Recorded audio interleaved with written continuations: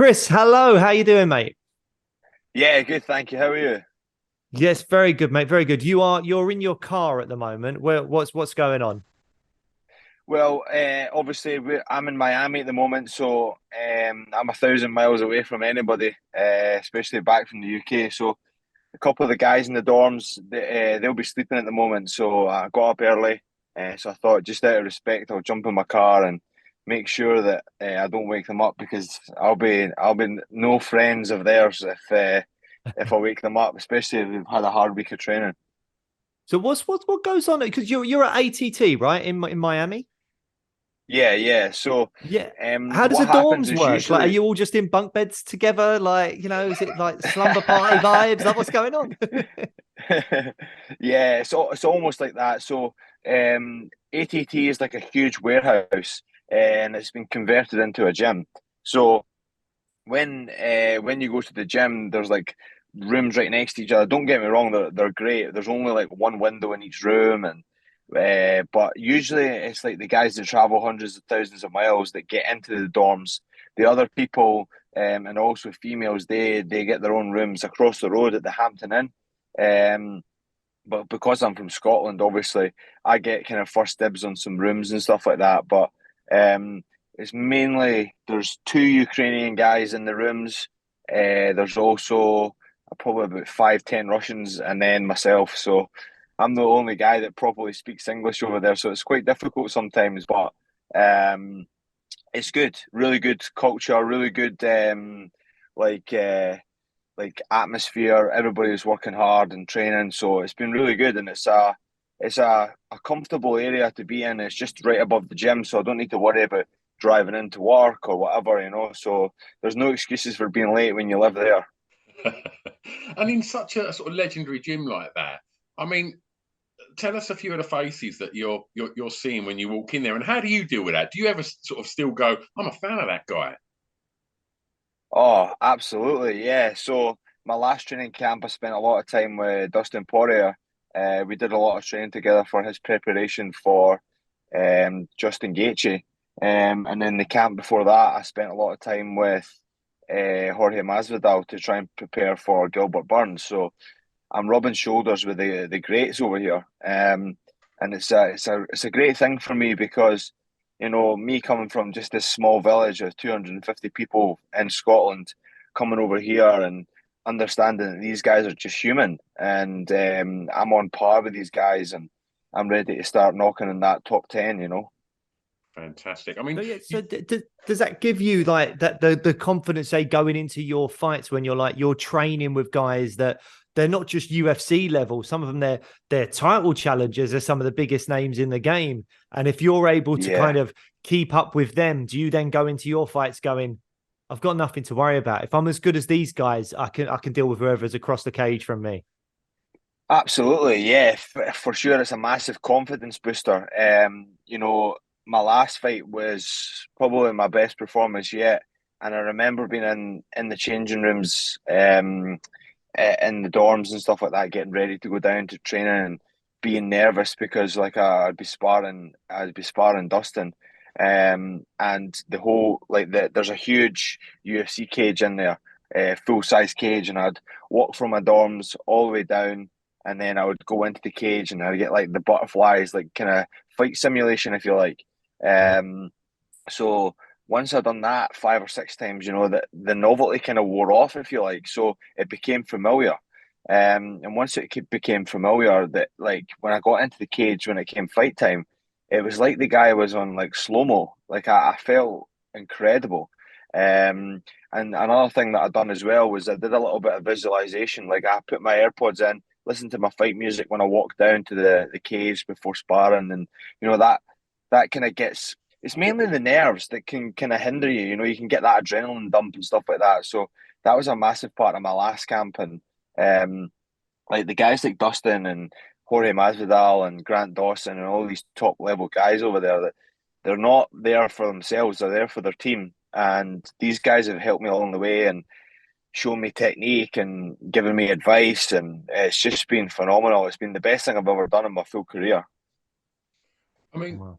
you mentioned sort of growing up in a small town, and we always start the podcast by sort of taking the guests back and getting a bit of an insight into their upbringing and such, which we'll do. But we was just looking online today ahead of this, and was Blake and I were chatting about your upcoming fight with Terence McGinney, and it looks from what we've seen that that's not happening. Is that what's the score with that, Chris? Yeah, that's correct. So what happened was, I don't know if you know how visa works and stuff like that over here, but there's a process that I need to go through, that I need to obtain a police certificate. And that police certificate, the company that runs that is called Acro, and I think they've been hacked. So the process of that slowed right down. It's nothing to do with like I'm having issues for my visa. It's just the process. So what they tried to do was organise that fight for another couple of weeks down the road. And Terence McKinney, I think, shit his bricks and just didn't want to have that fight down the road. So we're looking to find another opponent, and I think what they're looking to do is just make sure that they have a big enough runway for any sort of increments like that to like fall through. So what they're going to do is they'll get me my visa, and then they'll probably book me a fight. So I reckon in the next 7 to 10 days I'll have a matchup, and I'll just continue to train over here, and get another one done for Christmas, and then enjoy Christmas with the family, because I've been over here for 4 camps this year, including my Contender Series fight. I've spent a total of 10 weeks at home, and one of them was in Turkey with my family. It's not a lot of time with the family, especially when you're away in the opposite end of the country. So I'm looking forward to spending some good quality time with them when I get back. I mean, we want to ask you about that and time away from the family and stuff, but just to stick with the situation with the visa and the Terence McKinney fight, do you genuinely believe that there's a situation there where Terence has been given an opportunity to sort of escape the fight, for want of a better term, and he's taken it? He's gone, oh well, if he can't make this date, I don't want to fight him. And do you believe that's because he didn't fancy his chances against you?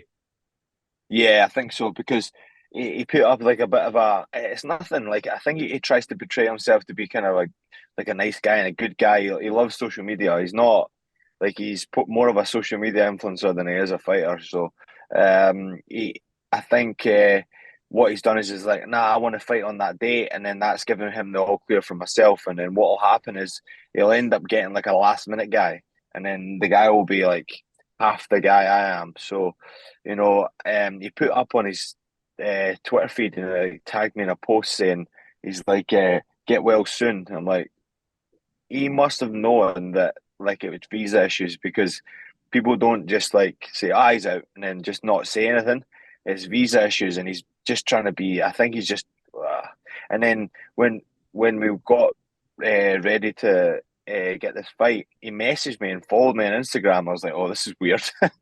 So it was just a bit of a weird situation. Maybe he's like that, and maybe that's just the way he deals with fighting and stuff like that. But when I get in there, like, I'm all happy to be your friend, but once we close that cage door, I'm fucking a different animal. It's killer to be killed in there, and I think sometimes people try and play this kind of like, try and be my friend so you don't hurt me as much, but that doesn't work with me. I'm born and bred to do this, so you can't change me. Well, let's talk about that and where you was born and where you was bred, and tell us a little bit, Chris, about growing up. And you hear so many fighters sort of talk about rough upbringings, having to learn to sort of fight on the streets and stuff like that. Tell us a little bit about how your journey started and ultimately how you found yourself involved in mixed martial arts. Well, it's a bit of a kind of weird story. So originally I was a shepherd, believe it or not. So I was born and bred in the middle of nowhere. I was a farmer, and I spent most of my days up in the middle of the hills, messing around, and I didn't really enjoy my life as such. It was more of a lifestyle than anything else. And then I did a little bit of fighting on the side, and then there was a tragic thing happened with my mum. She died, and it was almost like an epiphany, if you like. we sat down with my family and we were like, life can be ripped away from you in an instant. And I remember like getting up every morning and going to work and thinking, I fucking hate this. Like it's just like going out in the cold and the wet and the snow and and I thought, like, what am I getting from this other than a paycheck? So I went out and I was trying to think of like things that I enjoyed. So I've always been a fan of the gym. I used to be a little bit of a fat kid when I was younger, so I enjoyed going to the gym and looking after myself and trying to get that weight off. And then what happened was I moved into a kind of MMA gym to work, and when I was working in there, there was an MMA coach, and we kind of started training together. And then I had my first fight, and it was at the way it all worked was that um, when my mum died, I was already kind of in tow with this gym a little bit. I was training there, but I was still farming. And then I was offered a fight, and then that's when my mum died. So my mum died the day of the weigh-ins of my fight, and then I continued to fight. And then what that's done is it's kind of spiraled and snowballed into this huge thing. And it's a bit of a fucking weird story, as the sense it's a bit like it's like a fairy tale if you like, but out of something good, out of something bad, sorry, always comes something good. And the motivation for that is like I'm a very particular person, like in the sense that I am very like people call it ADHD now, but people like it's just I'm like hyper focused on certain things. And um, my mum was an alcoholic, and she was involved in God knows what else. So I feel that I've taken those traits from my mum and put them into MMA and used them as a kind of positive impact on how I push my career.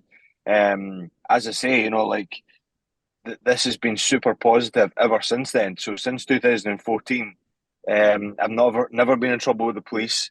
I drink very rarely, and I'm super focused.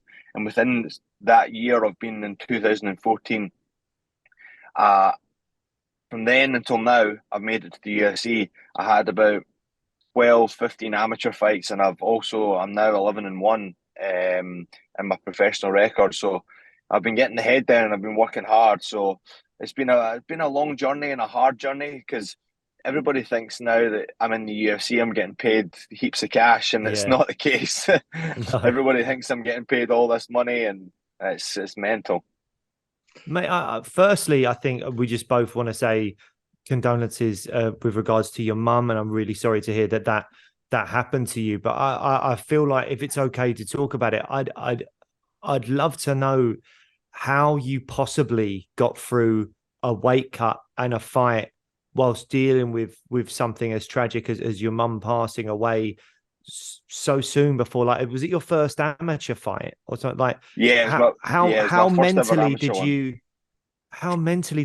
did you deal with that and get through that? To be honest, obviously I had my cries, and Oh, because everything was already laid out, I'm never a guy to let anybody down. I'm always looking to like please and do things, and when I say I'm going to do something, I'll always do it. And deep down inside, like I remember my mum, my grandma. I used to live with my gran and grandpa just due to my mum being yeah. alcoholic and stuff like that. So I was away from home at this point, and um like my mum used to sneak me off the boxing classes because my gran and my grandpa hated fighting. Like they used to hate it. Like my first ever fight. Like as I say, it was like a big uproar when I told them that I was going to be fighting. So um, once I got that done, and it was kind of like the mindset of my gran and my grandpa changed slightly when I had this fight, and then my mum died.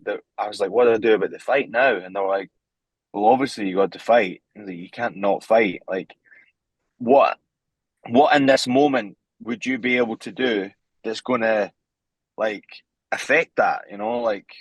Like there's nothing you can possibly do that's ever going to make that right. So in this moment, you're just going to have to go and fight. And I think that was probably the best thing that ever happened to me, because like obviously losing your mum and stuff like that. I think. Well, I don't know if you have ever been on a diet, or sometimes you're just super busy and then you just forget to eat. I think keeping busy and not like thinking about it too much really helped me get over it. And then Yeah. I just dived headfirst into training. I TKO'd the guy in the first minute and a half, I think. And then I was right back into the gym. I went out in the piss that night, got steaming, and then went to the gym Monday morning, and here we are now. Wow, I mean, I always just say I think fighters are built of different stuff to most other people, and I think everything that you're saying there, the ability to just kind of do something as amazing as step into an octagon cage and fight someone with that all going on in the background is just, again, is that fighters I think are just built of different stuff completely. And I know you've got that chain, haven't you? You've got the fingerprint or thumbprint of your mum, and the other side of it is your daughter Summer. Yes, that's correct. Yes. Yeah, yeah. So I've you also do feel. Go on, sorry. Yeah, I've also got because my mum had been through whatever obviously she was an alcoholic. She was homeless at one point as well, and there was when she died, there was zero possession. She had nothing, so she always kept her wedding ring from her old marriage for whatever reason. And I was very fortunate that when the police had contacted us, they had brought the family to the police station to tell us, and they had some shit they had to speak to us about. The guy, my gran had asked, where's her clothes and where's her things, and like they were like, we don't have anything, unfortunately. And about 2 months down the line, the guy from the CID had um, brought us back in, and he'd found the wedding ring from my mum, or he took it off her or whatever, and he presented it to us, and it was quite a surreal experience, because like as you say, like imagine like you have someone in your life and then all of a sudden they're gone. Like everybody's like, usually when people die, you have to get rid of some of their clothes, or they have a car, or they have things that they have possessions, whereas my mum didn't have anything. So I'm very fortunate that I've got this pendant with the fingerprint on it, because we got to see her at the end, and then obviously we got this wedding ring. So I carry that with me. I don't wear it any other time than fight week, just for that reason. I wear it fight week when I'm at my lowest, when I'm skinny, I'm feeling rough, I want a couple of bars of chocolate, and I do a thing called NLP, so it's neurological linguistic programming. So it's something that it's like how you perceive yourself, and they call it an anchor. So it's something you can like hang on to and like touch and feel, and it's to help you give you strength and stuff like that. So it's very close to my heart. And as I say, now that I've had my daughter for 2 years, I've added to that. So I've now got her fingerprint, which is amazing. So they're in conjunction. They help me out together. I'm always fascinated with. I mean, Blake said earlier about fighters are cut from a different cloth, and aside from the sort of physical side of that, the mental side of it fascinates me. And tell me, I've done a little course many years ago on neurolinguistic programming, and it's a fascinating thing. Can you tell us a little bit about how that factors into your mental approach to the fight game, and maybe explain to listeners that might not know what NLP is a little bit about that and how it can work for you?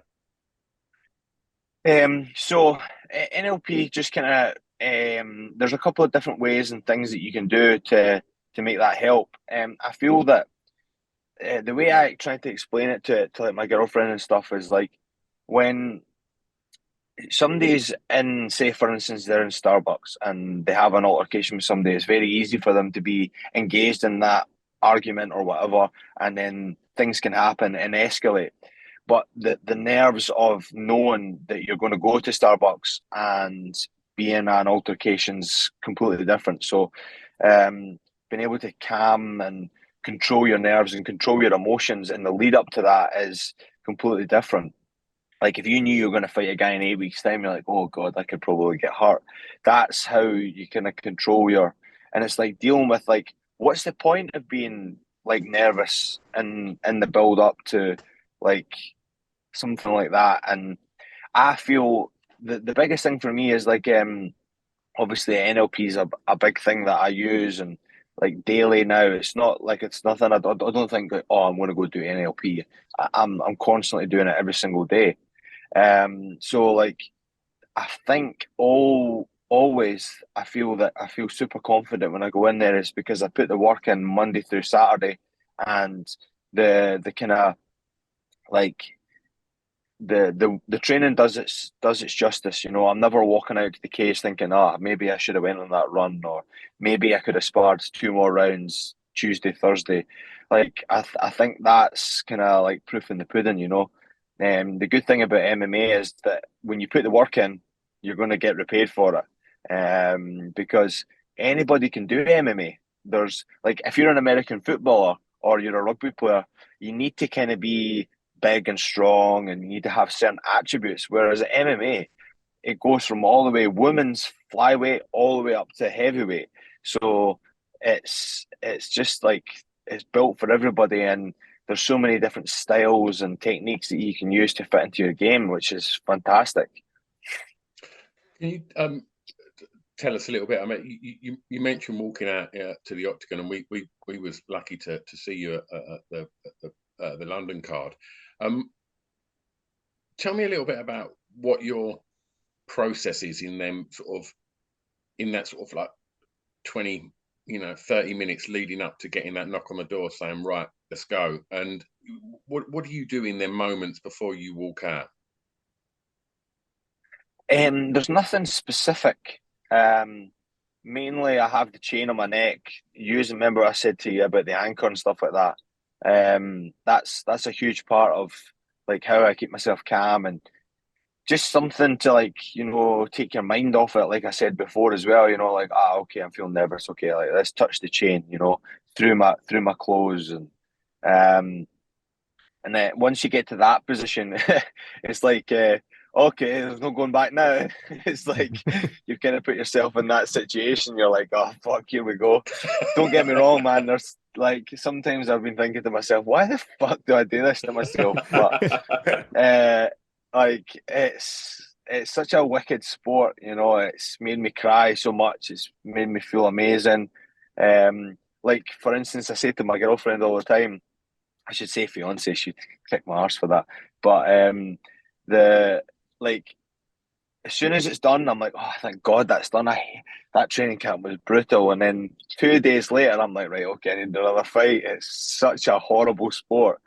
It's just incredible. But like I say, it's starting to become huge. Like I didn't know, Blake, I didn't know that you were super interested in it. I don't know why. People don't like I sometimes I think I'm caught up in my own world. I don't pay attention to everything else that's going on, but it's really growing and a lot of people are super interested in it. And I don't know if you have done a little bit of MMA yourselves, but like it's for everyone. Like the jiu-jitsu, and I've got a little guy, Dalton, back home. He's got autism, and I've brought him into the gym and I helped train them, and I took him down to UFC London with me, because I get some tickets from the UFC, and I gave it to him, and it's like seeing him enjoy MMA and be able to do it pretty well. It's like he's only been training for about a year, and man, he's good. Like, and it's given this little guy, like, he's like non-verbal to people, and he now speaks to me, and it's unbelievable, like what it's done for his character and giving him motivation, and it just shows you that it is actually for everybody. It's unbelievable. Yeah, I agree. I mean, I have done a little bit of training in a gym near to where I am. I was actually speaking to one of the trainers there the other day, whose kid does, I think, more Muay Thai than anything else. But he was saying that his son was born, and after a few years, he was diagnosed with autism and mobility issues. Flash forward to that kid being in his kind of like mid to late teens, and he's a K1 world champion.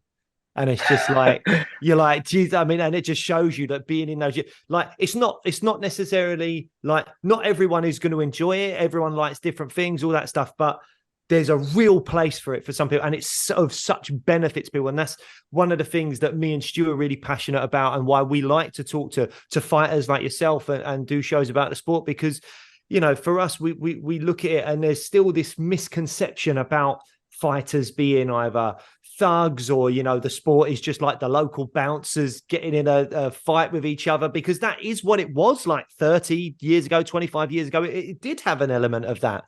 But now it's so different. You guys are like elite level athletes, you're martial artists, and there's a lot to be gained for kids that maybe are struggling in certain kind of areas of life. They can go to an MMA gym and it can really be such a positive impact on them and their future and their confidence and all these things. So yeah, I absolutely agree. It's such a wonderful thing to see that with people. One thing I really wanted to speak to you about, Chris, is I think you're responsible for two of the most exciting Contender Series fights that there's ever been.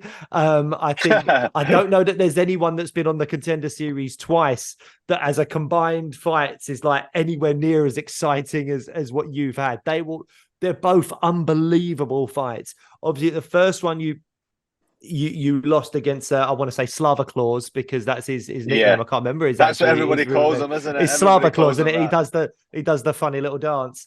But I overheard you speaking, and I know you've spoken about this a lot, and I'm sorry to bore you with this request, but the story of that first fight, which you unfortunately lost on the Contender Series, do you mind talking us through a little bit of that? Because it's quite something that there was a lot of changes and weight cuts and then putting weight back on and that led to that fight. Could you just talk us through a little bit of the troubles that you had in the lead up to that first Contender Series fight?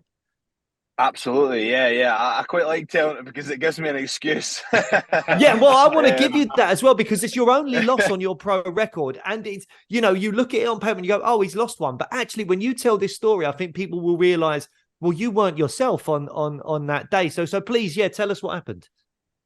Yeah. So this was slap bang in the middle of COVID. So there was a lot of increments that I also just had my daughter at this point as well, which was another story. So it was very difficult for both me and my girlfriend. So,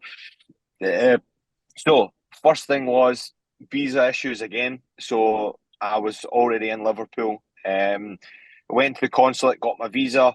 I thought, you know, they'll just give me my passport back. They don't. They send it back. There was a big hoorah.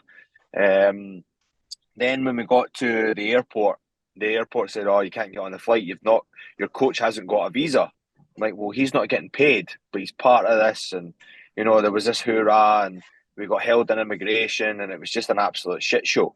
And then once we got over there, we're like, "Oh, good, we can let our hair down now. I'm going to make weight," and made weight. And then I remember my opponent wasn't there, and I was like, "Fuck, where's my opponent?" I was like, "Right."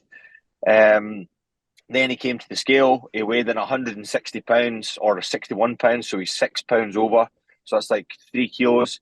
And then Sean Shelby came over, the matchmaker, and said, you know, he's missed weight. And I was like, I don't care, he missed weight. I was like, this is my opportunity. This isn't his opportunity. I'm gonna do him anyway. And then what happened was he said, okay, he'll accept the fight, and you need to sign a new contract because he's missed weight, and you'll get a percentage of his purse because you missed weight, because that's a fine that you get, because you need to be held accountable for not losing the weight, because that's your job. So I was like, good.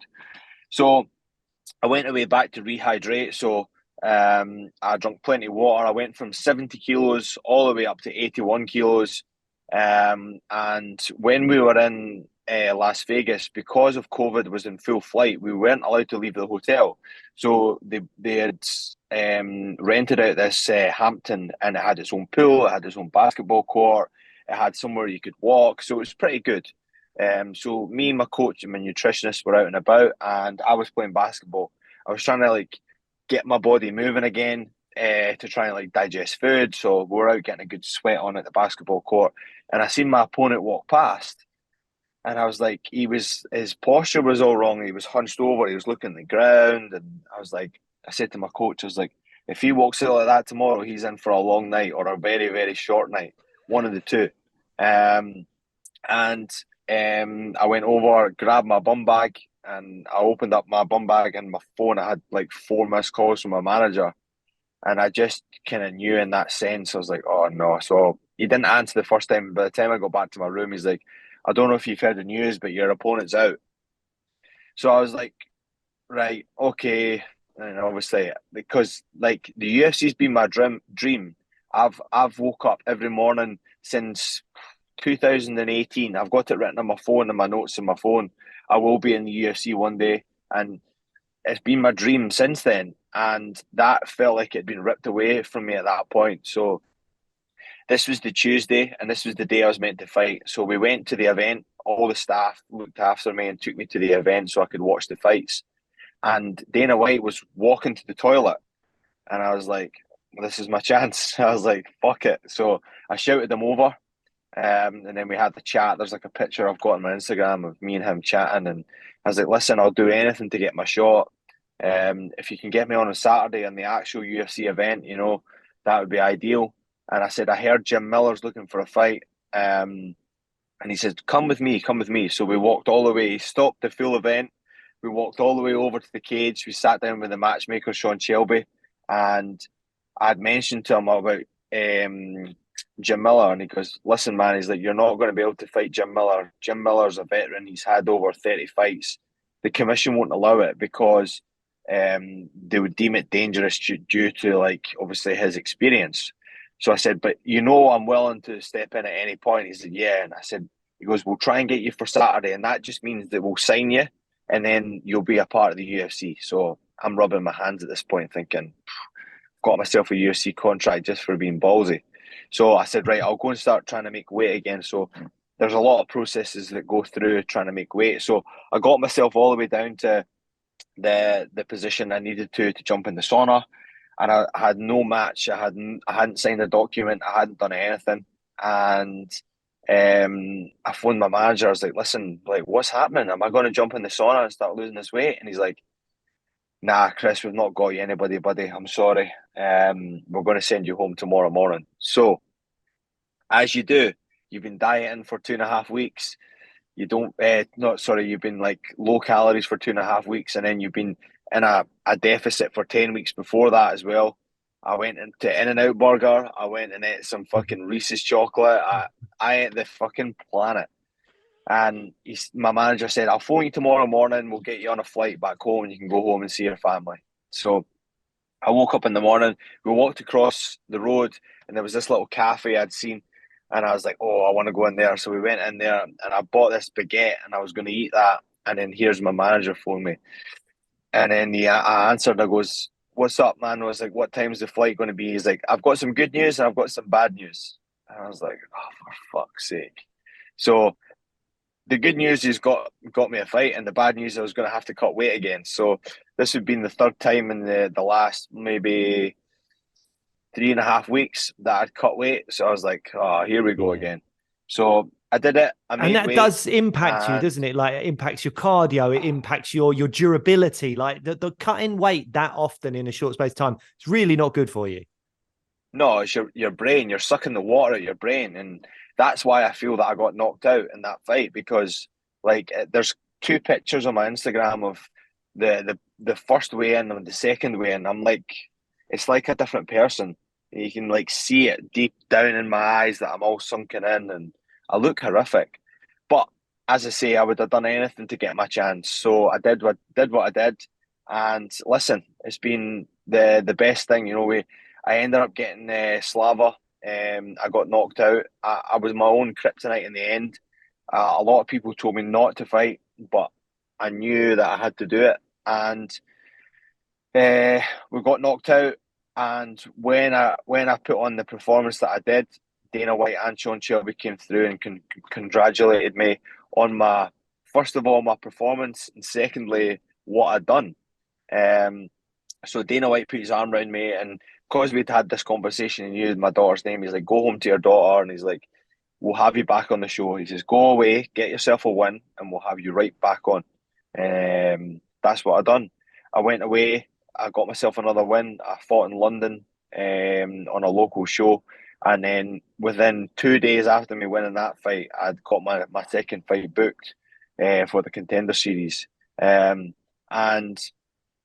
when I got the match up for Charlie Campbell, I knew it was going to be a tough one as well. Like, he just fought in the UFC, good knockout there, and like, he was the best opponent I'd faced until then. So it was the biggest test of my career, because the first guy in my Contender Series fight that I had that pulled out, he was I didn't rate him at all, and then I ended up with Charlie Campbell. So I feel like I earned my spot in the UFC because that guy's top level. Yeah, and I mean, it was a phenomenal fight. I mean, you didn't make it easy for yourself. You got rocked. It looked quite badly from my point of view in that first round against Charlie Campbell. But then when it looked like he was going in for the kill, you just landed a crisp 1-2 on him, and it was just game over. It goes to show your power, even when you are. I mean, I don't. How rocked were you in that moment? Because you ate a couple of uppercuts. You looked wobbly, but then you still landed a 1-2 that just took him out. Yeah, I was definitely wobbled. I was out on my feet a little bit. The thing was, there was a game plan I had in my mind that I wanted to piece this guy up for 2 rounds and then put it on him in the end. So that was like abandoned ship. And then I needed to. So at one point, I had a single leg against the wall, and I was like, "Oh my God, this cannot be happening again." And then I put my hand on the fence, and I remember saying, "I need to get respect again. I need to just throw something hard," because I wanted to skirt around the outside and move and make him miss because he was long, and I wanted to counter him. But I thought, this is not going well. So I was like, I'm going to need to get some sort of respect. And because he was so eager to get the finish, because it was on the Contender Series, he was just coming at me, coming at me, coming at me. And then when I hit him with the 1-2, it was like a fucking car crash because all his motion was coming towards me and all my motion was going towards him. And, that's why I feel, like on my record, I've had 80% finishes now because of my 2 last fights have been decisions, which is I'm not particularly happy about because I am a finisher. But there's been some increments that I thought, because when I fought Omar Morales in my debut, he didn't want to engage, so I had to wrestle him. He just didn't want to come at me. It was so difficult, such a difficult fight for me. And then the second fight, I thought, oh, here we go. I've got a power puncher. He's going to come at me. And then within the first 3 kicks of the fight, I broke that guy's arm. So he was in flight mode. He was trying to run and get away and just kind of weather the storm. So I've not had a guy that's going to stand in front of me yet. So I'm hoping in my next fight, I have somebody who's going to stand in front of me and actually trade a little bit because it takes two bodies, it takes two to tango, as they say. So I'm looking forward to my next matchup. Well, I felt like you would have had that with Terence McKinney because he is the one of those fighters that is like a get or get got type fighter in a lot of fights. Like I remember his fight with Drew Dober where it looked like he was going to finish him, but then he got finished and all that kind of stuff. And but unfortunately, obviously, as you say, that's not happening now. I'll get that fight eventually. I'm going to make sure I get that fight because it was a really good fight. He's a big name. And he's got like the fastest knockout in the lightweight division, and let's see if he's not a pussy and he wants to get the fight. Because let's be honest, like I know I'm going to be top 10 eventually, so it's just a matter of time before I have to go through these different guys. So I'm in a position now that I can take any fight at any time. So I'm just, as I say, I've got to build myself up the ladder and work myself up there and just try and achieve greatness because I've been at this for so long now that it needs to start paying off.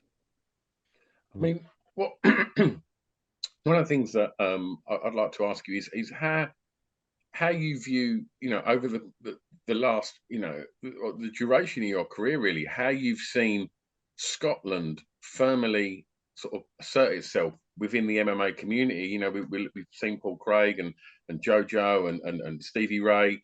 And how do you see that as a Scotsman looking back and seeing the development in MMA? And obviously we had an event in Scotland as well a few years back. But what's your kind of views on the progression of Scottish MMA?